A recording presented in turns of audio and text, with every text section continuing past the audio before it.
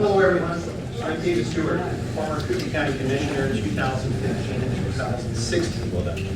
And running for Kootenai County Commissioner again in District 1 this time. I've been in Post Falls. One thing I want to say is, what I want to start off with is, I met with Steve Matheson several weeks ago and discussed about his advisory vote for the URDs, and we had a lengthy discussion. And I know Steve's been in the paper a lot, and I've made comments about it on our Facebook. I don't know if you guys follow that, but anyway, I just want to say that I support Steve 100%. I would have voted it for, when I am the commissioner, I will vote for the advisory vote, and I think it's the right thing to do. I've never been a proponent of URDs. Every time that something came in front of the board that had Ignite CDA involved with it, I always voted no. And so I have a great voting history where that goes. But I want to end with, I support your efforts, Steve. The other thing I want to talk about is the condition,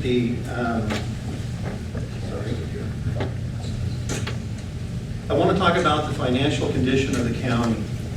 So a few years ago when I was a commissioner, our budget was $81 million. Today our budget is $101 million. That's a 20% increase in just a few years. Our unassigned fund balance was $37 million. Today it's $6.9 million. That's an 81% reduction of how much money we have in the bank. Now, the dirty little F word is foregone taxes. We have roughly $9.1 million available in foregone taxes. If we continue to go down the path that we are right now, I anticipate that we are going to get into foregone taxes within the next couple years, which we cannot do.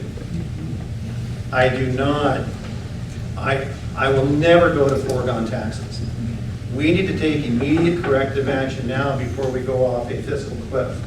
This is something I have talked numerous times with our county clerk, Jim Brannon, and we are, whenever I left office back in 2016, I think we're about $500,000 of where I thought we would be at this point in time. Now, I don't support foregone taxes. If the current county commissioners actually go to foregone taxes, that could be a 21% increase in our property tax. We can't support what we're doing today, much less go into foregone taxes. There needs to be corrective action. And now, Greg Delavan and I sat in a meeting one time with the county commissioners here a few weeks ago, and it would appear to us that Chris Filios supports foregone taxes, because he came to us and brought it up in a conversation and said, foregone isn't the dirty little F word that we all think it is. So many counties this last year took foregone taxes and there was no effective, nobody got angry in those counties. Well, I disagree with that. So anyway, I wanted to bring that out. The other thing I want to talk about, I want to start shifting gears. So every night whenever I go to bed, I say a prayer for President Trump. He is getting attacked day in and day out because of what he said he was going to do. Every morning when I wake up, I thank God for President Trump for what he's doing. I support Trump. I voted for him and I voted for him in the primary. So I want to get that out there. But one thing he said he was going to do, is he was going to drain the swamp. And draining the swamp is what he is doing. So what I want to talk about, and this is very difficult for me, but what I want to talk about, Kootenai County has a swamp as well. I think we know that. I didn't really know how big it was until I got into office. Okay. But there's a couple stories that I want to tell you about that happened whenever I was in office. And I had to brief my attorney for these stories because I wanted to make sure I wasn't going to get myself in trouble. So I got the go-ahead. So there was an article that came out in March 10, 2015. I want to go back in history a little bit because I think I need to clear some of this stuff up. I've never spoke publicly about these things, but I think it's very important that everybody in this room understands what's been going on for the last several years. And I know I'm going to take some heat over this, but that's okay. The truth shall set you free, correct? So March 10, 2015, the Kootenai Press came out with a headline article. And it said, Chairman Stewart probes Tondi hiring. That was Todd Tondi, ex-commissioner Todd Tondi. So shortly after I got elected, several people from the county kept coming into my office, different people requesting time, to talk to me. And they were telling me about things that were going on within the county that they thought that I could help with. Things that they thought were extremely wrong and possibly corrupt. And so I listened. That's why this article came out, was because I was looking into that stuff. The problem is that, well, not the problem, but when the article came out that I was looking into Tondi hiring, I really wasn't investigating Todd Tondi per se. I was investigating Dan Green. I was also investigating the firing of Greg Delavan, our airport director, and also the creation of grants management, which was all new at the same time that Mark Everline and I got elected into office. Those were the things that I was looking into. After I finished my investigation into what I was being told was corrupt, I presented this file to Barry Black, the prosecutor's office, and briefed him on everything that I found and also with the documents. His comments to me were that this is definitely inappropriate behavior by a sitting commissioner, and it could reach the point of being criminal. It has the appearance of being criminal. So he said, look, what we need to do is, it's going to take, we are, the prosecutor's office can't investigate this because we are conflicted. The prosecutor's office represents the board as a whole.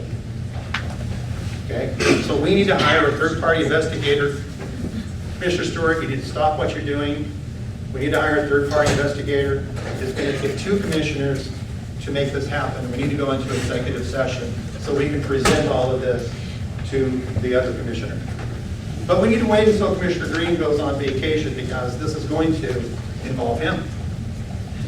So I sat and waited. A couple months goes by. Commissioner Green puts on his calendar that he's going to go on vacation. So Barry Black calls me into his office whenever this hits the calendar, and he says, now is a good time to go into executive session. We need to schedule executive session. We need to get with Commissioner Everline, Mark Everline. We need to go in. I said, okay, I'll set it up. So I went into Mark Everline's office and I said, you know what I've been working on, correct? With the Tondi thing. And he says, yes. And I said, okay.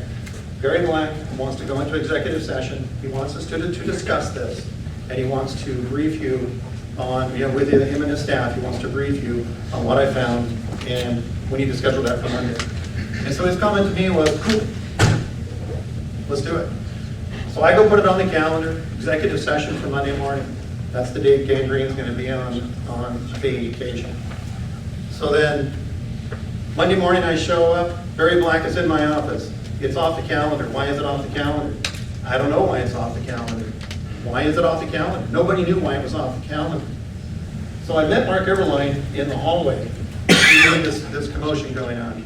And he came out and he said, you don't get it your way, bud. It takes 2, bud. It takes 2 to make this happen. And I said, Mark, you know what I've been working on?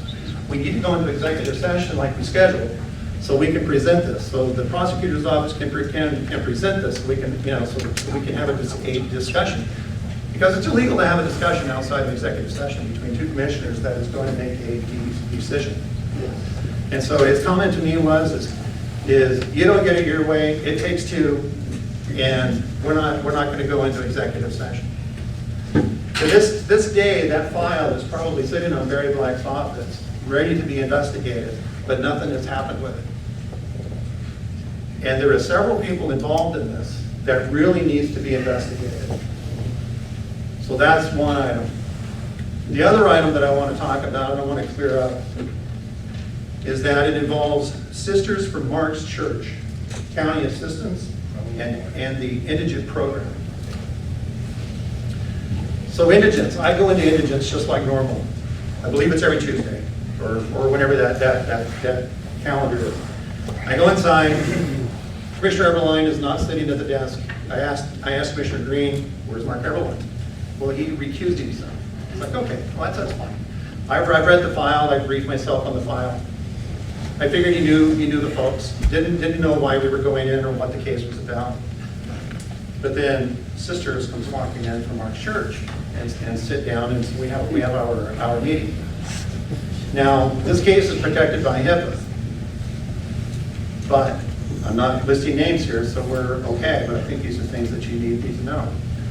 In the middle of this meeting, what happened is that these sisters signed up for indigents to get health care and signed the documents to get the health care, to get the county assistance. But then when it came time to pay the bill, they came in and said, well, we're sisters, we don't work. We should get the free health care. The clerk's office, Jim Brandon over there, did the right thing. He did the honorable thing. He could have easily said, this is fine, we're going to put it under the rug, and nobody, he could have accepted this and nobody would have ever known, because it's all protected by HIPAA. He stood up, did the honorable thing, and said, no, not in my office. We're not going to do this. This isn't right.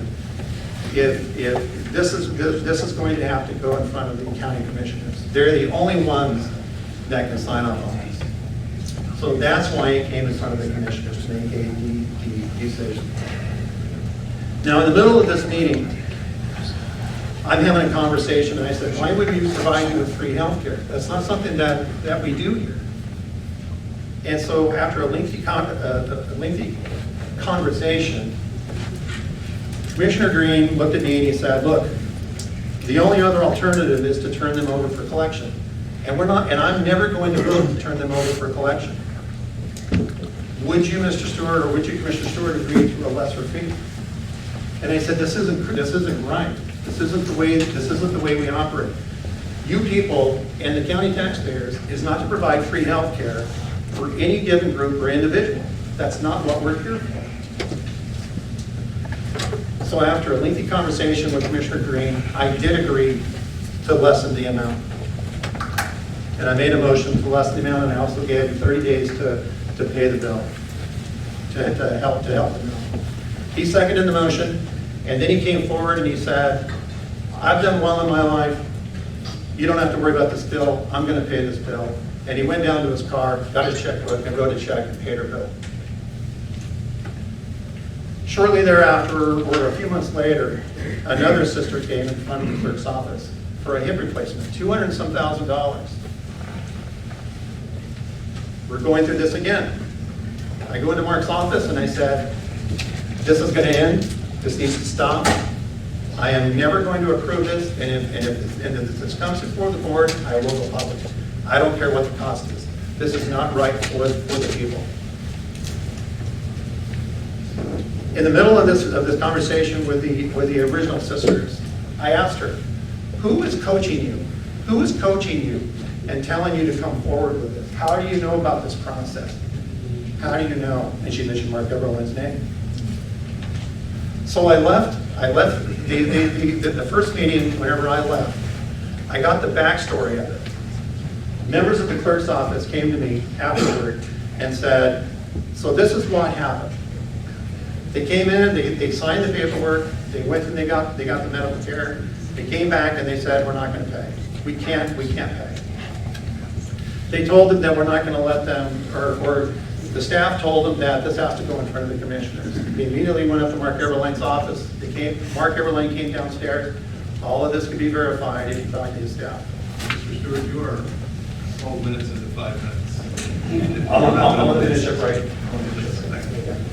So they felt, what they told me in the backstory was that they felt heavily pressured by all of this, by Commissioner Everline to write it off.